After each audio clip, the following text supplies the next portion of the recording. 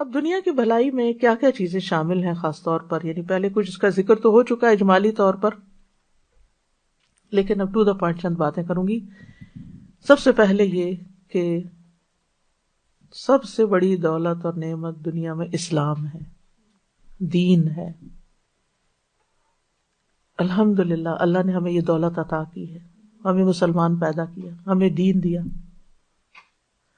اس کے لیے ہمیں اللہ سے دعا کرنی چاہیے کہ اللہ ہمیں دین کا نفع مند علم عطا فرمائے.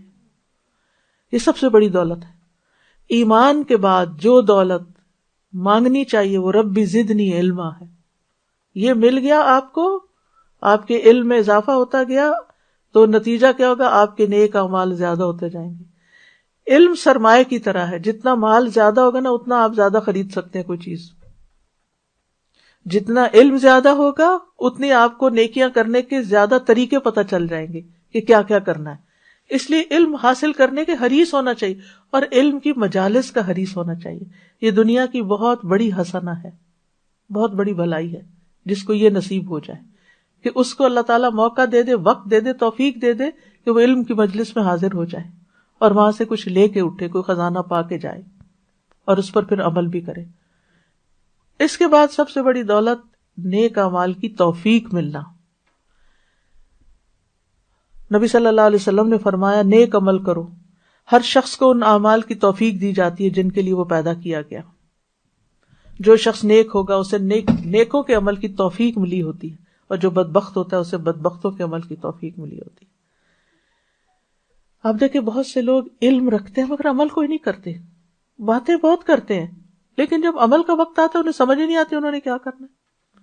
تو اس لیے حکمت مانگنی چاہیے کہ اللہ ہمیں رائٹ ٹائم پہ رائٹ ڈیسیژن کرنے کی توفیق عطا کر کہ کس وقت کرنا کیا ہے، ہمیں اپرچونٹیز اویل کرنے کی توفیق دے. کیونکہ بعض اوقات ہمارے گھر کے سامنے دریا بہہ رہا ہوتا ہے اور ہم پیاسے بیٹھے ہوتے ہیں کیونکہ ہمیں توفیق نہیں ہوتی، ہمیں سمجھ نہیں آ رہی ہوتی کہ یہ بھی خزانہ ہے. پھر آپ صلی اللہ علیہ وسلم نے یہ آیت بھی تلاوت کی، فَأَمَّا مَنْ أَعْطَى وَاتَّقَى وَصَدَّقَ بِالْحُسْنَى فَسَنُيَسِّرُهُ لِلْيُسْرَى. پھر یہ ہے کہ انسان نیک اعمال، یعنی اچھے علم پر عمل کے ساتھ ساتھ توفیق مانگنے کے ساتھ ساتھ ہر کام میں اللہ کی مرضی کو تلاش کرے، اس کے مطابق زندگی بسر کرے. فرمایا افمن اتبع رضوان اللہ کمن باء بسخط من اللہ ومأواہ جہنم وبئس المصیر ہم درجات عند اللہ واللہ بصیر بما یعملون. آل عمران 162 اور 3.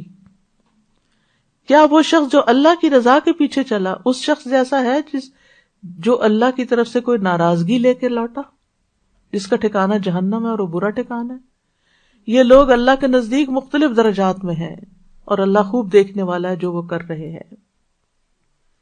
پھر نعمتوں کو صحیح استعمال کرنے کی توفیق مانگنا کہ اللہ جو تو نے دیا ہے اس کو مجھے اچھی طرح برتنا بھی نصیب فرما.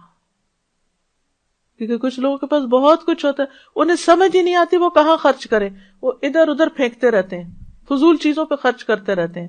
گھر میں بیکار کی چیزیں خرید کر لے آتے ہیں جسے کوئی استعمال نہیں کرتا، ردی کی ٹوکری میں جاتی ہیں یا ایسی جگہ پر جہاں کوئی بھی ان کا خریدار نہیں ہوتا.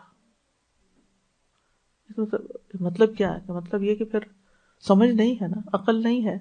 تو نعمتوں کو صحیح استعمال کرنے کی توفیق ملنا بھی حسنہ ہے. تندرستی، وقت کا صحیح استعمال، لمحے کا صحیح استعمال. صرف ٹک ٹاک پر ہی نہیں بیٹھے رہیں کہ ایک کے بعد ایک چیز دیکھتے رہیں، انجوائے کرتے رہیں. صرف سیاست کے اوپر ہی باتیں نہ کرتے رہیں. افسوس یہ کہ آج کل اچھے بھلے عقل مند مسلمان جو قرآن پڑھے ہوئے ہیں، دین جانتے ہیں، وہ رمضان کی رحمتوں اور برکتوں سے فائدہ اٹھانے کی بجائے اپنی شخصیت پرستی میں مبتلا ہو کر اپنی شخصیتوں کے ترانے پڑھ رہے ہیں یا مخالفوں پر سچے جھوٹے الزام لگا رہے ہیں. کیا کما رہے ہیں؟ سوچو کیا کما رہے ہو؟ آپ کی ان باتوں سے کیا آپ کی تقدیر بدل جائے گی؟ کیا بنے گا آپ کا؟ کس قدر خسارے میں ہیں ہم. یہ لمحات، یہ گھڑیاں کوئی ہم نے گارنٹی لے رکھی ہے کہ اگلے سال ہمیں ملیں گی؟ خبروں پہ خبریں، تبصروں پہ تبصرے، باتوں پہ باتیں، نتیجہ کیا ہے؟ آج سے 1 سال پہلے آج کے دن جو خبریں تھی مشہور، کچھ یاد ہے آپ کو؟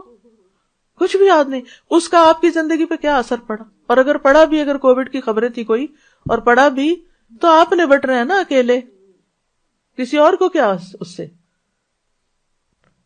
تو شخصیتوں پر باتیں کرنے اور تبصرے کرنے سے مکمل پرہیز کریں. الزام تراشی اور کانسپریسی اور یہ اور وہ اور ان سب باتوں سے زبان بند کر. ہمیں کچھ حقائق کا نہیں پتا ہوتا. اس دنیا میں بہت کچھ جھوٹ اور ملمہ سازی ہے، اس لیے خاموشی بہتر ہے. من صمت نجا، جو خاموش رہا نجات پا گیا. آپ کی ایک بات جو آپ نے سوشل میڈیا پہ غلط کہی اور اس کو 1000 لوگوں نے آگے پھیلا دیا، تو کیا ہوگا قیامت کے دن؟ کیسی پکڑ ہوگی کہ وہ 1000 لوگوں کا بھی دین آپ کو پڑ جائے گا. تو اس لیے جو کرنے کا کام ہے اس کی طرف توجہ کریں. پھر اسی طرح بدن میں عافیت مانگنا، نیک بیوی اور اچھا پڑوسی مانگنا، اچھی سواری اور کشادہ گھر ملنا، یہ بھی انسان کی سعادت مندی کی علامت. یہ دعا کرنے میں کہ اللہ مجھے اچھی گاڑی دے، اس سے بہتر دے، اس سے اچھا گھر دے کہ جو میرے لیے زیادہ بہتر ہو تیرے دین کے کام کے لیے. پھر اسی طرح جو ملا ہے اس پر قناعت کرنا، اس پر قناعت، کنٹینٹمنٹ، یہ عافیت، یہ چیز انسان کے لیے بھلائی کی ہے.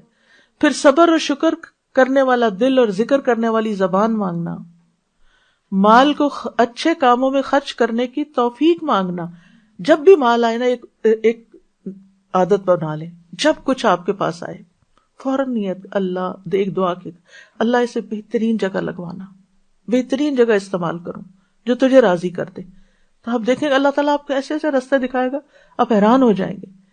پھر اپنے مال اسباب کو آخرت کے استعمال کی توفیق مانگنا، دنیا کو اس کے جائز حق میں استعمال کرنے کی توفیق مانگنا،